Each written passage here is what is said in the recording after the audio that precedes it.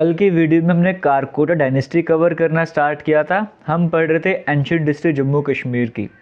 Karkota dynasty को एक ही video में कवर नहीं कर रहा था। आपको कहा था इसके इंपॉर्टेंट रूलर हैं ललित आदित्य मुक्तापिर, तो उनको हम अलग से पढ़ने वाले। आज की इस वीडियो में हमने सारा फोकस ललित आदित्य मुक्तापिर पर करना है और साथ ही साथ कारकोटा डायनेस्टी आज एंड भी हो जाएगी, तो वो भी डिस्कशन कर लेंगे आज की इस वीडियो में ही। यानी कि आज के दिन आपकी एंशिएंट हिस्ट्री जो कश्मीर की हम पढ़ रहे थे वो यहाँ पर एंड हो जाएगी और कल से हम मिडिवल हिस्ट्री पढ़ना स्टार्ट करेंगे। स्लाइड्स आपके सामने आती जाएंगी वन बाय वन करके। जो भी लिखा हुआ है ये आपको नोट्स मिलेंगे, आपके लिए एक्स्ट्रा यहाँ पे लिखा गया है। आपको जब भी रिवीजन करिएगा अपने यहाँ से रिवीजन करते जाना। फिलहाल सारा फोकस कीजिए, जो इमेजेस दिखेंगे जो मैं बोलता जाऊँगा। कल की वीडियो में आपको बताया था मैंने, जब हम कारकोटा डायनेस्टी की बात कर रहे थे, नागा डायनेस्टी की बात करते थे, एक रूलर उसमें आए थे दुर्लभ आका, जिनका नाम था ना, दुर्लभ आका इनका नाम था। इनके 3 बेटे आपको मैंने बताए थे, जिसमें से पहले दोनों रूल कर लिया था। अब किसकी बारी थी? अब टर्न थी ललित आदित्य जी की। अब ललित आदित्य की बात करेंगे। थोड़ी सी एक इन्फॉर्मेशन इनके बारे में शेयर करना चाहूँगा। ये आपको तो नाम कल पता लग ही गया था किसके बेटे हैं। तो माँ का नाम क्या है? नरेंद्र प्रभा माँ का नाम था। कलहन की बात करेंगे इनके बारे में। कलहन की वजह से तो पता लगता है, और भी कई तरह के सोर्सेज जहाँ से हमें ललित आदित्य जी के बारे में पता लगता है। इन्हें वर्ल्ड कनकरर का यहाँ पे दर्जा दिया गया था, मतलब दिग्विजय यहाँ पे नाम मेंशन करता कलहन इनके बारे में, क्योंकि इन्होंने एम्पायर अपना इतना वास्ट करा हुआ था, दूर तक एम्पायर को ले गए थे, इसलिए वर्ल्ड कनकरर इनको कहा गया था, यानी कि दिग्विजय ने कहा गया था।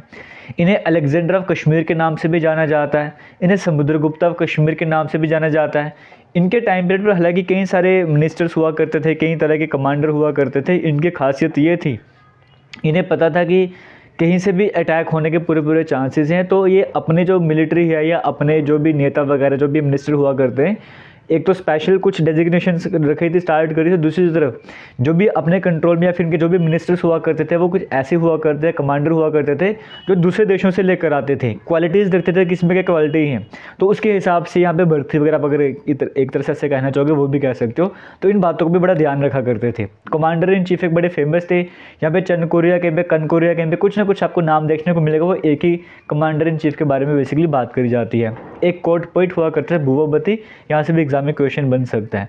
ये छोटी सी इन्फॉर्मेशन अभी हमने आगे धीरे धीरे बढ़ते जाना है।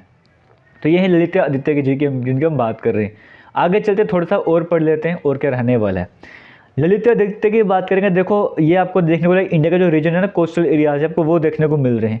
तो ये पूरा देखो कितना सारा कंट्रोल किया हुआ था ललित आदित्य ने, इंडिया से बाहर तक गए हुए थे और कितने सारे एरियाज जो है अपने कंट्रोल में किए हुए थे। इसीलिए तो कहा गया था दिग्विजय, वर्ल्ड कनकरर कहा गया था। अलेक्जेंडर ऑफ इंडिया क्यों कहा जाता था? इसीलिए कहा जाता था, इतने पावरफुल थे। और मतलब ये नहीं कि सिर्फ ताकत का इस्तेमाल करते थे। और हाँ, अगर मैं सिर्फ ताकत की बात करूँ तो ये लड़ाइयाँ इस तरह से लड़ते थे, इनके बारे में ऐसे कहा जाता है कि ये 5-6 महीने तक आराम से कोई भी लड़ाई लड़ सकते थे, इतने ही वो थे, अपने आप को इस तरह से इन्होंने बना दिया हुआ था। अब था कि ललित आदित्य की बात करेंगे। देखो जैसे अगर मैं यहाँ पर बात करूँ, ये कौन से एरिया कंट्रोल में था वो तो यहाँ से देखने को मिल रहा है, समझ आ रहा है ना कितना बड़ा एरिया कंट्रोल में किया हुआ है। ऑलमोस्ट पूरा इंडिया और इंडिया के साथ जो नेबरिंग है उनको भी कंट्रोल में, सेंट्रल एशिया तक गए हुए थे। अब लगा लो हिसाब, अब सेंट्रल एशिया तक पहुँचे हुए। अब यहाँ पर देखिए, यहाँ पर अगर हम बात करें से कश्मीर के टाइम की बात करें, यहाँ पे इस टाइम तिब्बत वाले साइड उनका भी खतरा था, वो भी अटैक कर सकते हैं। यहाँ पे सिंध है, अरब है, ऊपर की तरफ जो गिलगिट वाला एरिया है वहाँ पर भी खतरा वगैरह था। तो हर तरफ से खतरा था, और ऐसा नहीं कि इसके बारे में इनको पता नहीं है, अच्छे तरीके से पता था। तो उनसे कैसे टैकल करा, उनसे कैसे लड़ाई हुई थी, वो सब कुछ भी कवर करा। तो 3 तरह की पावर जो एक्सटर्नल, आप कह सकते हो कि एक्सटर्नल थर्ड था इनके पास। इस साइड से तिब्बत थे, यहाँ से अरब, या अगर हम बात करेंगे सिंध पे कब्जा किया हुआ था, वहाँ से भी अटैक हो सकता था। ऊपर की तरफ गिलगिट वाला एरिया था, वहाँ से अटैक हो सकता था। तो हर तरह से अटैक होने के चांसेस थे। तो इन सभी को जो है कंट्रोल करके रखा हुआ था। आने वाली स्लाइड्स में पता आपको लगता जाएगा। तो सिंपल सी बात ये आती है कि जब हम ललित आदित्य की बात करते हैं, तो ललित आदित्य राजा की बात करेंगे। ऐसे राजा थे जिनके बारे में ज़्यादातर, मतलब ऐसे नहीं कि आपको जैसे बाकी जो रूलर्स हैं उनके बारे में बताया जाता है कि इतने महान रूलर थे, ऐसी कहानियाँ आपको सुनने को मिलती हैं। आपको इनकी कहानियाँ वैसे हर जगह आपको सुनने को नहीं मिलती, देखने को नहीं मिलती, लेकिन इनका नाम भी हर जगह वैसे होना चाहिए। आगे चलते हैं और देख लेते हैं। पहले हम इंडिया की बात करते हैं। फिर से इमेज जो ललित आदित्य जी की इमेज आपके सामने स्क्रीन में आ रही है। पहले जो इन्होंने इंडिया में करा वो एक बार देख लेते हैं ना।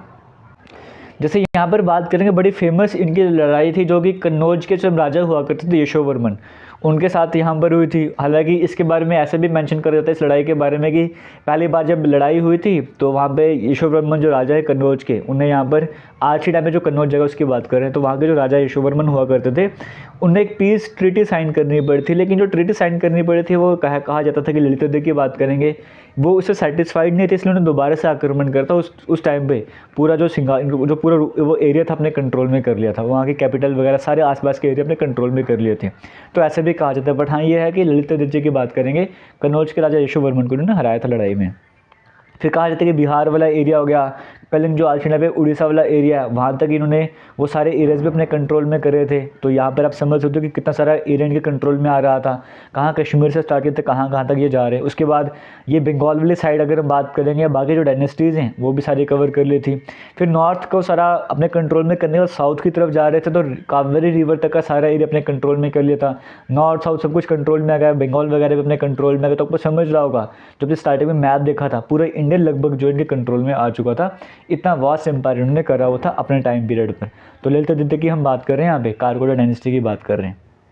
आगे चलते हैं और आगे बढ़ने से पहले आपको पता होगा कि ये जेके लेटेस्ट इन्फो के नाम से हमारा यूट्यूब चैनल, अगर आपने सब्सक्राइब नहीं किया सब्सक्राइब कीजिएगा। इसी नाम से हमारा टेलीग्राम भी है, आप वो जाके ज्वाइन कर सकते हो। वहाँ पर आपको पीडीएफ वगैरह मिलते रहते हैं जो भी पढ़ाया जाता है। तो फाइल्स वाले सेक्शन में जाना, वहाँ पे आपको पीडीएफ मिल जाएंगे, वहाँ पे जाके पीडीएफ डाउनलोड कर सकते हो। और जो ये स्क्रीनशॉट है हमारे इंस्टाग्राम अकाउंट का, वहाँ पे भी फॉलो कर सकते हो। अब आते हैं एक बार फिर से लेक्चर की तरफ। अब हम यहाँ पर बात करते हैं, हमने ललित आदित्य जी की बात की बेसिक अभी हमने आपको बताया कि किस तरह से कौन से अटैक थे, एक्सटर्नल कौन से थ्रेट उनके सामने बने हुए थे, इंडिया में किस तरह से किस किस को हरा कर अपने कंट्रोल में सब कुछ रूल कर लिया होता। और कुछ बेसिक नाम के, किसे समुद्रगुप्त ऑफ कश्मीर कहा जाता है, अलेक्जेंडर ऑफ कश्मीर कहा जाता है, जैसे एग्जाम में क्वेश्चन बन सकते हैं, वो सारा हमने कवर कर लिया। अब इन्होंने एक नई सिटी बनाई थी पूरे तरीके से, जिसका नाम था परिहासपुर, है ना।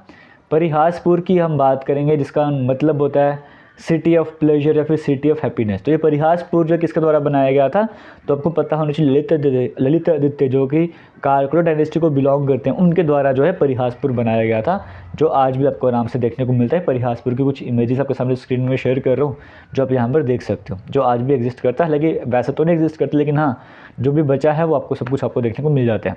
सिर्फ परिहासपुर ही नहीं, और भी कई तरह के टाउन सिटीज इन्होंने बिल्ड कर, जैसे सुनील चितपुर आपको देखने को मिल रहा है। जब इन्होंने कहा था कि हाँ डिसाइड किया था कि मुझे पूरा वर्ल्ड जीतना है, विश्व विजेता बनना है, उस टाइम इन्होंने पहले ये टाउन बनाया, फिर वो स्टार्ट किया था। फिर पहलपुरा की बात करें, जो एम एस कहते हैं कि परिहासपुरा के आसपास ही देखने को मिलता है। लोक पुण्य जो कि ललितपुर जगह आज के टाइम में, उसका ललितपुर जो लिथोपुर आज की जगह है, वो भी इन्होंने बनवाया था, जो कि इनके आर्किटेक्ट थे उनके द्वारा बनवाया गया था जब वो कैंपेनिंग वगैरह कर रहे थे। पर नौथा जो आज के टाइम में पुंछ जिसे हम कहते हैं, वो भी कहा जाता है, माना जाता है कि रिकॉर्ड के हिसाब से कि ये ललित आदित्य के टाइम पीरियड पर ही और इन्होंने बनवाया था। तो इतने सारे सिटीज़, इतने सारे टाउन इन्होंने बनवाए थे, जो कि अपने आप में एक रिकॉर्ड बन जाता है। तभी मैं कहता हूँ कि ये ऐसा नाम है जिसके बारे में सिर्फ जम्मू कश्मीर नहीं, तकरीबन पूरे इंडिया में पढ़ाना चाहिए। जैसे बाकी रूलर्स की हम बात करते हैं, वैसे इनके बारे में भी सबको पता होना चाहिए। आगे चल लेते हैं। और इनके टाइम पर एक फेमस, क्योंकि ये इन्होंने क्या किया था, विष्णु श्राइन्स बनाई, शिवा टेम्पल्स बनाए थे, इन्होंने बुद्धिज़्म का प्रचार करा था, इन्होंने ये सन टेम्पल बनाया था, सबसे फेमस सन टेम्पल, जिसके बारे में आज भी हम पढ़ते हैं, आज भी सुनते हैं। तो जो ललित आदित्य के टाइम पीरियड पर सन टेम्पल बना था, मार्तंड सन टेम्पल कहा जाता है, उसकी इमेजेस आपके सामने मैं शेयर कर रहा हूँ। ये वो जो आज वो जो बचा हुआ है, वो वाली इमेजेस आपके सामने शेयर करी जा रही हैं। ये माना जाता है कि अगर होता है एक्चुअली में, जो अगर हम आज के हिसाब से बात करेंगे तो वो इस तरह का कुछ दिखेगा। ये टेम्पल की हम बात करते हैं, मार्तंड सन टेम्पल की बात कर रहे हैं। और आज भी अगर आप इस मंदिर में यहाँ से एंट्री करोगे, बीच में जाओगे, यहाँ पे जब आप घूमोगे तो यहाँ पे कई तरह की इमेजेस आपको देखने को मिलती हैं, मूर्तियाँ आपको देखने को मिलती हैं, जो आज भी एज इट इज़ फॉर्म में हैं।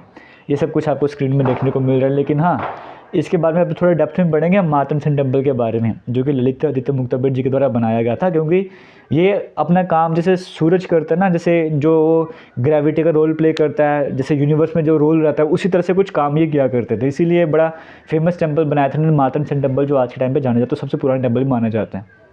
तो ये इमेजेस वगैरह आप इसके देख सकते हो। आगे हम पढ़ना स्टार्ट करते हैं सन टेम्पल के बारे में। ये सन टेम्पल है कहाँ पर है, अनंतनाग में, यानी कि जम्मू कश्मीर के कश्मीर में अनंतनाग में देखने को मिलता है। अनंतनाग में भी मटन जो करेवा आप नाम सुनते हो, वहाँ पर ही आपको मार्तंड सन टेम्पल देखने को मिलता है। किसको डेडिकेटेड है, लॉर्ड सूर्य, गॉड सूर्य की बात करें उनको डेडिकेटेड है, सूर्य टेम्पल है ये। और इसका नाम मार्तंड क्यों है, क्योंकि संस्कृत लैंग्वेज में सूर्य का नाम मार्तंड है, इसलिए मार्तंड सन टेम्पल के नाम से भी जाना जाता है। और ये ASI archaeological survey of India की बात करें तो प्रोटेक्टेड मॉन्यूमेंट आती है, और साइट ऑफ नेशनल इंपॉर्टेंस भी इसे कहा जाता है। और जब इसकी बात करेंगे, जिसके क्योंकि अभी जो रूल चल रहा है वो कारकोटा डायनेस्टी का रूल चल रहा है। आने वाले लेक्चर्स में हम शाह मीर डायनेस्टी पढ़ेंगे, मुस्लिम रूल स्टार्ट करेंगे। तो उस टाइम पीरियड पर एक रूलर थे जिनका नाम था सिकंदर, जो बुट शुक्र के नाम से जाना जाता था। तो सिकंदर के ऑर्डर पर जो है मार्तंड सन टेम्पल को तोड़ने के लिए कहा गया था, और ऑर्डर को फॉलो करना ही था। और टेम्पल के बारे में ऐसा कहा जाता है कि लगभग 2 साल लगे वहाँ पे इस मंदिर को तोड़ने के लिए, फिर भी वो सही से तोड़ नहीं पा रहे थे, तो लास्ट में उन्होंने आग लगाई। लेकिन आज भी देखो वो मंदिर आपको कैसा देखने को मिल रहा है, मतलब 2 साल तक वो लगे रहे मंदिर तोड़ने के लिए, वो मंदिर नहीं तोड़ पा रहे थे, इवन लास्ट में आग लगानी पड़ी, फिर भी आज मंदिर के आपको जो है साइन वहाँ पर देखने को मिलते हैं। आपको मैंने इमेजेस भी शेयर करी है। आगे चलते हैं। इसके बाद मार्तन सेन टेम्पल के बारे में अपने समझिए किसने बनाया था, जो बेसिक इन्फॉर्मेशन है वो आपको क्लियर हो गई होगी। इसी के साथ साथ अब ऐसा नहीं कि सिर्फ सूर्य टेम्पल ही बनाए थे, जैसे आपको मैंने कहा कि सारी विष्णु श्राइन्स भी बनाए, शिवा टेम्पल्स भी बनाए थे, बुद्धिज़्म को भी। अब ऐसे नहीं कि बुद्धिज़्म को ये कहता है कि बुद्धिस्ट नहीं हो तो वहाँ पे विहाराज नहीं बनाए जाएंगे, उनको तोड़ने का काम करा जाएगा, बिल्कुल भी नहीं था। कई सारे विहाराज भी बनाए गए, जैसे खुशकपुर में विहारा बनाया गया था। कई तरह की इमेजेस विष्णु की बात करें या बाकी इस तरह की जो बात करें वो यहाँ पे देखो आपको देखने को मिल रही है, आप डिटेल में पढ़ भी सकते हो उसको जब आप नोट्स में रिवीजन वगैरह करोगे। तो ये सब कुछ भी जो है वो ललित आदित्य के द्वारा ही सब कुछ करा गया था। तो कहने का मतलब इसी के साथ अगर मैं एक आपको पॉइंट यहाँ पर ऐड करूँ, देखो मंदिर वगैरह बनाए, आर्किटेक्ट में कितना सारा इंपॉर्टेंट रोल प्ले करा था। उसी के साथ साथ यहाँ पे कहा जाता है कि वहाँ पे जो एग्रीकल्चर का अच्छा खासा ध्यान, फ्लड वगैरह आते थे उसको बचाने के लिए कई तरह के काम इन्होंने करवाए थे।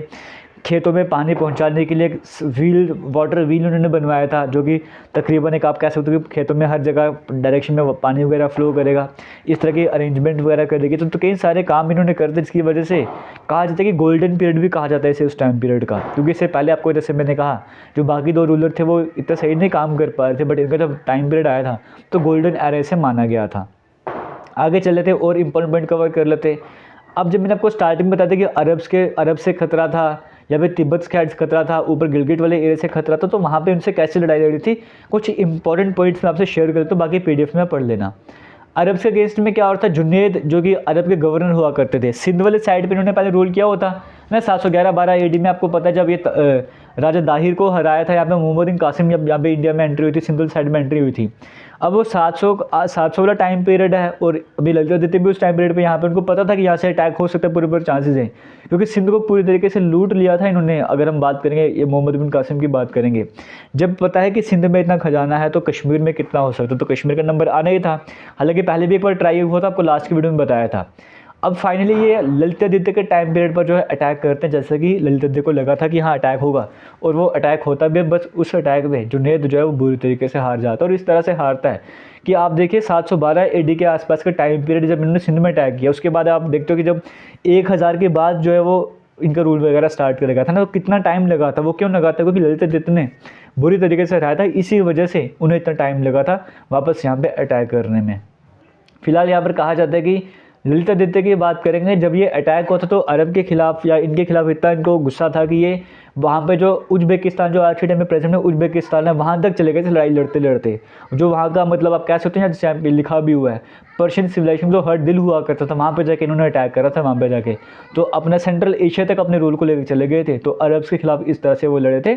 और इन्होंने एक ऐसा नहीं कि सिर्फ अपना ही वो करते थे, ये दूसरों के सहयोग भी लेते थे, और किस तरह से यूज़ करना है वो सब कुछ भी जानते थे। जैसे अगर हम बात करेंगे आने वाली स्लाइड्स में आपको मैं बताऊंगा किस तरह से उन्होंने काम वगैरह करा था। जैसे यहाँ पे डार्थ की बात करेंगे, जो ऊपर की तरफ गिलगिट वाला बाल्टिस्तान वाला एरिया, उसकी अगर हम बात करेंगे तो उन्होंने पहले भी इनके बड़े भाई थे, उन्होंने चाइना को कहा था कि हेल्प करेंगे, बट चाइना ने उस टाइम हेल्प नहीं करी थी, तो इन्होंने हेल्प मंगवाई थी, उनको हेल्प करनी भी पड़ी थी, क्योंकि इन्होंने टैक्टिस ही ऐसी लगाई थी वहाँ पे। जैसे यहाँ पर कहेंगे तो कहा था कि चाइनीज़ ट्रूप्स वहाँ पर साथ वहाँ पे भेज दो गिलगिट वाले एरिया में, मैं उनको 2 लाख रुपए तक के जो भी फूड सप्लाई है वो फूड सप्लाई वगैरह प्रोवाइड करूँगा। तो वहाँ पे हेल्प वगैरह मिली थी। तो जो ऊपर दाद वाला एरिया उनको भी हरा दिया था, तो वो भी अपने कंट्रोल में करा था। तो सारा खतरा जो कम करते जा रहे थे। तिब्बत की बात करेंगे तो ये रहा तिब्बत, यहाँ पर चाइना में भी डायनेस्टी चल रही थी, तो चाइना को कहा कि जैसे मैंने आपको कहा कि ललित आदित्य की बात करें, वहाँ पे मैसेज पहुँचाया गया था चाइना के पास कि जो आपके डायनेस्टी पर भी खतरा है तिब्बत का, तो आप एक काम कीजिए, हम भी तिब्बत के खिलाफ हैं, आप भी तिब्बत के खिलाफ है, तो मिलकर इनके खिलाफ लड़ाई लड़ते हैं। तो इस स्ट्रैटेजी के साथ तिब्बत को भी यहाँ पे हरा दिया, तो उनको भी कंट्रोल में कर लिया था। तो ये कुछ मेंशन करा गया कि जो चाइनीज़ अगर जो बुक्स वगैरह वहाँ पे जो नाम मेंशन करेंगे वो सब कुछ अब आप इस स्लाइड वगैरह को पढ़ोगे आपको डिटेल में देखने को मिल जाएगा। तो फिलहाल इतना समझ आ रहा है कि किस तरह से एक्सटर्नल थ्रेट से अपने आप को बचाया था ललित आदित्य की यहाँ पर बात कर रहे हैं। और फाइनली ललित आदित्य की बात करेंगे 760 AD में इनकी डेथ हो गई थी, 36 ईयर का टाइम पीरियड का रहा था। इसके बाद इनके बेटे आए थे, वो सही से रूल नहीं कर पा रहे थे। फिर इनके बाद 5वें नंबर पे जयपीड़ा आए थे, जो कि जिन्होंने जयपुरा भी बनाया था। आज के टाइम पे नाम आपको देखने को मिल रहा है। इनका नाम विनयादित्य था, इनका नाम रहा था। 31 साल तक इन्होंने रूल करा था। फिर इनके बाद आगे वो सीक्वेंस चल रही थी। ललितापीड़ा की बात करें, 12 साल तक रूल करता। फिर आपको और जयपीड़ा आपको नाम देखने को मिल रहा है। एचिपत्य जयपीड़ा आपको नाम देखने को मिल रहा है। इसके बाद और भी कुछ रूलर वगैरह आए थे, जो एक तरह से इनके कंट्रोल में ही काम कर रहे थे। इस तरह से चल रहा था, तो वो इतने एबली तो सही से काम कर पाएंगे। इसी के साथ यहाँ पे जो एंशिएंट हिस्ट्री का जो है कश्मीर का, वो एंड हो जाता है। तो मेन रूलर कौन से थे यहाँ पे जो हमने पढ़े आज की स्लाइड में? ललित आदित्य। इवन की पूरी कारकोटा डायनेस्टी की बात करें, सबसे इंपॉर्टेंट रूलर कौन से थे? ललित आदित्य थे। तो आज की स्लाइड को मैं एंड कर दूँगा। वीडियो को ज़्यादा बड़ा नहीं बना रहा हूँ। जो पॉइंट्स वगैरह आपको मेंशन करे गए हैं वो आपके लिए मेंशन करेंगे, सो दैट आप जब आप रिवाइज वगैरह करो आपको कुछ एक्स्ट्रा पॉइंट्स भी वहाँ पर मिल जाए। तो फिलहाल वीडियो को मैं एंड करने वाला हूँ। थैंक यू, जय हिंद। शेयर ज़रूर कीजिएगा।